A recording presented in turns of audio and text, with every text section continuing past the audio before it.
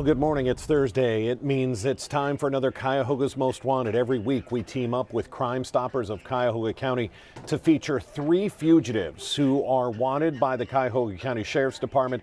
They could be on our streets when they need to be in front of a judge. Let's bring in, as we do every week, Detective Red Dyer with the Cuyahoga County Sheriff's Department. Detective, how are you today? Doing good, Dan. Just trying to keep warm. A little chilly today. A little bit chilly for spring. Let's get to our 3 cases. Again, these are individuals who are wanted, some of them on extremely serious charges, some of them facing multiple charges, which we'll get to in a minute. But Red, explain to us why this partnership works so well and why the county wants to get this information out there. Well, Dan, we recognize the value of our community in helping us to solve these cases. It also gives the community an opportunity to help make their neighborhood safer and earn them the opportunity to get a potential reward while remaining 100% completely anonymous. That's good information, and we're going to get to that when we cover the reward money a little bit later. So without further ado, we've got 3 more fugitives out there. Let's get to our first case. What do we know about Carlos Dupri? Well, Dan, I want to start by stating that Carlos Dupri may be known on the streets as Gary Weldon, Carlos Gary, or Harry Gary. Uses multiple aliases. In 2003, Carlos pled guilty to unlawful sexual conduct with a minor, and as part of his sentence, he was mandated to register with the Sheriff's Department. Unfortunately, he has not been compliant with his registration requirements. That's not all, though, Dan. He's actually wanted for a domestic violence case as well as drug trafficking. And according to indictments, we're talking about some very serious drugs. It's alleged that he was attempting to traffic a fentanyl-related compound, heroin, cocaine, and methamphetamine, Dan, all very dangerous drugs that we don't want on our streets.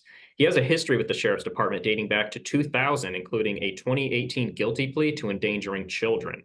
He's approximately 5'6" and 145 pounds and was last known to be staying in the 3400 block of East 53rd Street in Cleveland. And again, unfortunately, we have a lot of sex offenders out there who are failing to register. That's something they are required to do as a part of their probation. Let's get to our second case, Red. Anthony Scarborough. What do we know? Well, we know that he may be known on the streets as Tony Scarborough. In May of 2023, Mr. Scarborough pled guilty to having weapons while under disability, improperly handling firearms in a motor vehicle, and aggravated menacing. According to reports, Dan, in December of 2021, he pointed a firearm at the victim. He is actually prohibited from possessing firearms due to a 1992 guilty plea to attempted rape. He failed to appear for a court hearing in December of 2023, and a warrant was issued for his arrest. He's approximately 5'9" and 207 pounds and was last known to be staying in the 3800 block of Muriel Ave in Cleveland. Red, when we get to our next case, I think it's important for people to understand a little bit about the judicial system.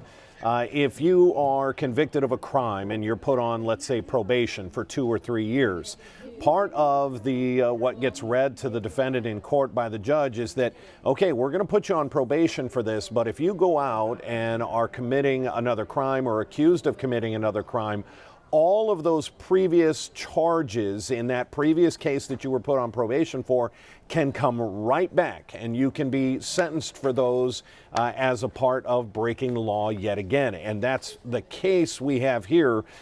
Pretty amazing list of charges. I counted them up. All total 71 different charges that Deontay Cruz faces. Walk us through the case of Mr. Cruz. Well, Dan, Mr. Cruz is wanted by the Sheriff's Department for 2 cases. In one case, he pled guilty to multiple charges to include failure to comply, grand theft, and criminal damaging. As you stated, multiple charges, some of the most I've ever seen. Reports in that case state that he was driving a stolen vehicle on Lorraine Ave and fled from police officers. Never a good idea to run from the police. He ended up driving through a fence and ran from the vehicle. He violated his probation in that case in March, and a warrant was issued for his arrest.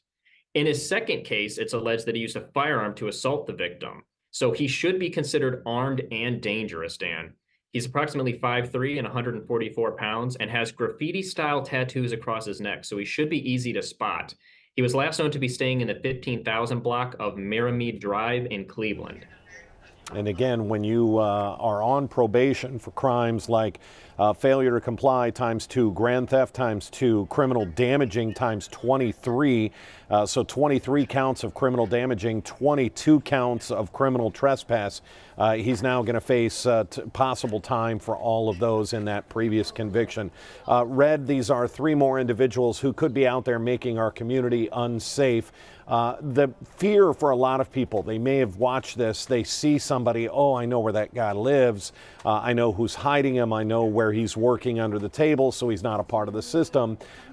People fear having their name, their phone number written down in a file that may make it to the courtroom. That's not the case with Crime Stoppers. Walk us through why this program works so well. Well, Dan, people being able to remain 100% anonymous is why this program works so well. They are in no danger with Crime Stoppers. We don't have caller ID, we don't record phone calls, and we don't want any of your personal identifying information. Every contact we have through you is referenced through an anonymous tip number that we provide to you. And it's that tip number that allows you to call back in. Let's say you know where one of our fugitives is, and you call in, you're given a reference number, sort of your claim number. You call back in 45 days and see if it was your tip that led to that arrest and possible conviction, and you don't have to fear that that person is going to know who you are.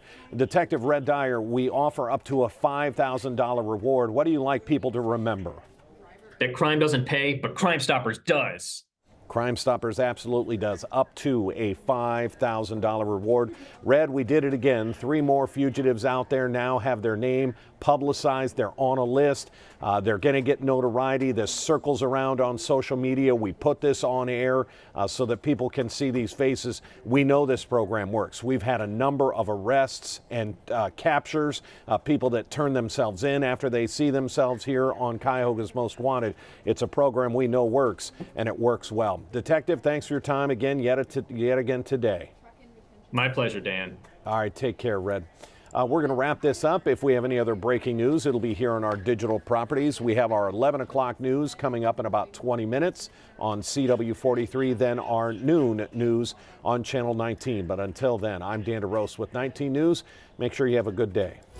19 News is everywhere. Download our CTV apps and follow us on social media at Cleveland 19 News.